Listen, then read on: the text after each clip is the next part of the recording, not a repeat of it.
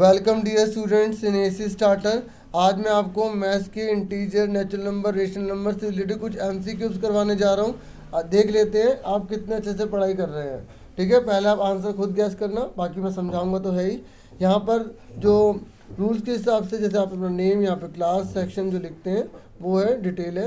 अब उसके बाद सबसे पहला क्वेश्चन हमारे सामने है, आपको बताना है। हिंदी मीडियम वाले भी देख लें क्योंकि दिक्कत नहीं है, मैं हिंदी में भी बताऊँगा। ठीक है, आपको बताना है कि कौन सा इसमें से पूर्णांक हो सकता है। ठीक है, क्या पूर्णांक यानी कि इंटीजर पॉजिटिव होते हैं खाली, क्या केवल ये नेगेटिव होते हैं, क्या ये पॉजिटिव नेगेटिव दोनों हो सकते हैं, या इनमें से कोई भी नहीं।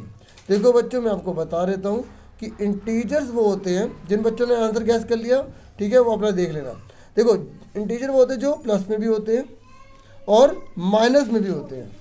ठीक है, अगर हम इधर की तरफ जाएंगे तो बढ़ता चला जाएगा, इधर जाएंगे तो घटता चला जाएगा। तो इंटीजर वो होते हैं बच्चों जो नेगेटिव भी होते हैं और पॉजिटिव भी होते हैं। तो इस हिसाब से हमारा आंसर क्या हो गया बच्चों, बिल्कुल सही। जो बच्चे थर्ड कह रहे हैं उन्हें मेरी तरफ से एक्सीलेंट, क्योंकि वो बच्चे सच में बहुत ईमानदार से पढ़ रहे हैं।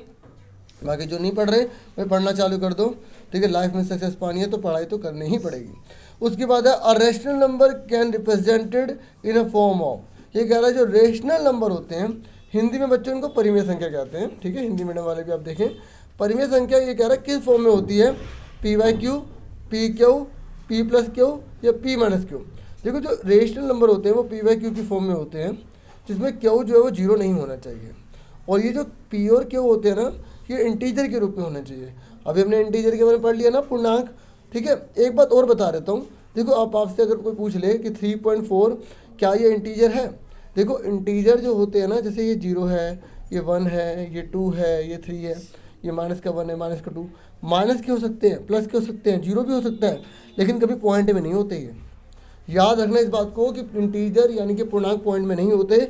अगर वो पॉइंट में है तो हम उस पॉइंट को हटा के नीचे एक लगा देंगे। कितने जने राइट में, एक, तो एक जीरो लगा देंगे। तो ये पी वाई क्यू की फॉर्म में हो गया, इसलिए ये रेशनल नंबर कहलाता है। हिंदी में इसको परिमेय संख्या कहते हैं। इस बात को आपको याद रखना है। ठीक है, तो ये क्या हुआ हमारा आंसर, पी वाई क्यू हो गया। ठीक है, क्लियर हो गया, समझ में आ गया कि रेशनल नंबर किस में रिप्रेजेंट होते हैं, परिमेय संख्या किस में रिप्रेजेंट होती है, पी बटे क्यू के रूप में होती है।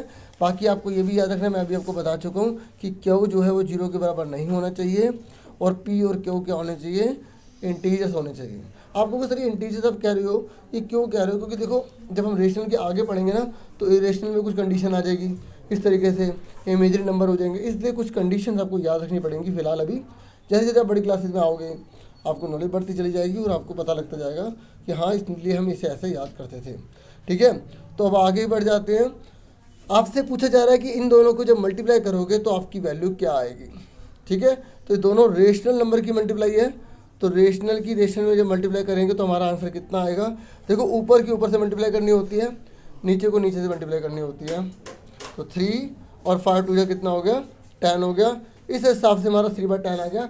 और जिन बच्चों ने 3/10 आंसर बताया है उन्हें मेरी तरफ से सुपर एक्सीलेंट, क्योंकि वो सच में उन्होंने मेरे बताने से पहले बताया, इसलिए बहुत अच्छा पढ़ रहे हैं वो। Very good, excellent.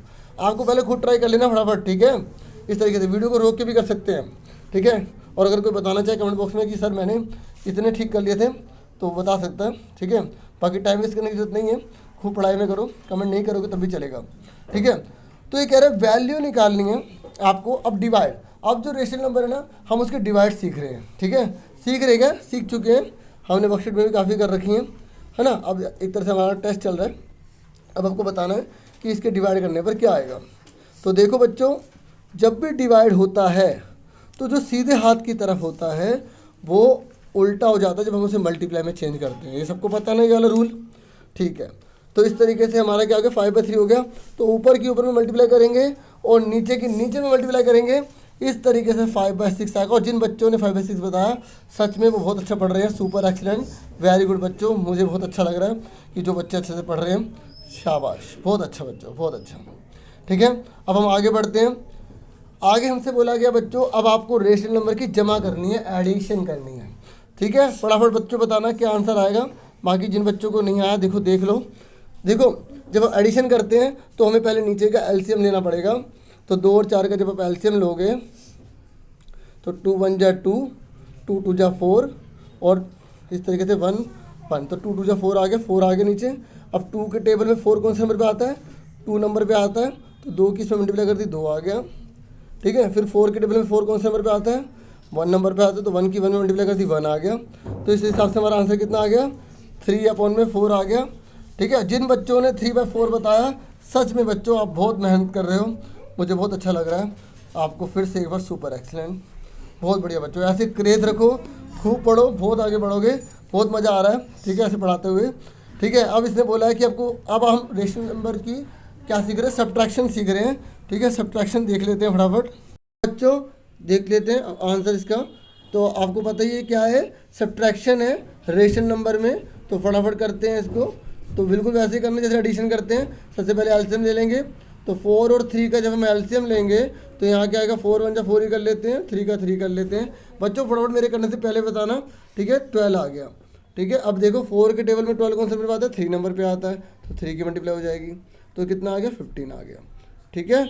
अब ऐसे ही 3 के टेबल में 12 कौन से नंबर पे आता है, 4 नंबर पे आता है, तो 4 की मल्टीप्लाई हो जाएगी, कितना आ गया, 24 आ गया, ठीक है। अब फटाफट बताओ बच्चों कितना आंसर आएगा, जल्दी से बताओ मेरे करने से पहले, ठीक है। देखो यार 24 है, ठीक है। ओ सॉरी एक चीज़ गलती होगी, 8 4 32 होता है, कुछ बच्चे कह रहे सर ने गलत लिख दिया, वेरी गुड। जिन बच्चों ने बोला होगा उसको तो मेरी तरफ से सुपर एक्सीलेंट, क्योंकि 8 4 32 होता है, ठीक है। अब फटाफट देखिए 32 में से आपको 15 माइनस करना है, तो जिन बच्चों ने आंसर बोला है माइनस का 17/12, वो बिल्कुल सही कह रहे हैं, ठीक है। इस तरीके से सुपर एक्सीलेंट,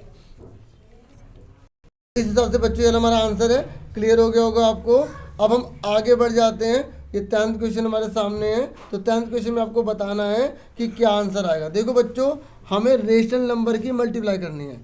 अब देखो यहाँ पर -10/3 है, फिर मल्टीप्लाई माइनस का 15/2 है, फिर मल्टीप्लाई में 0 है।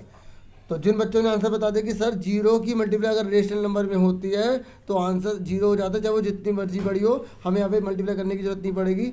बिल्कुल सही बच्चों, आपको फिर से सुपर एक्सीलेंट, क्योंकि आप सच में बहुत ईमानदार से अच्छे से पढ़ रहे हैं, ठीक है। इस तरीके से मज़ा भी आ रहा है और आप बहुत अच्छे से कोऑपरेट कर रहे हैं, ठीक है। अब फटाफट बच्चों आपको बताना है डेसिमल फॉर्म में कितना आएगा।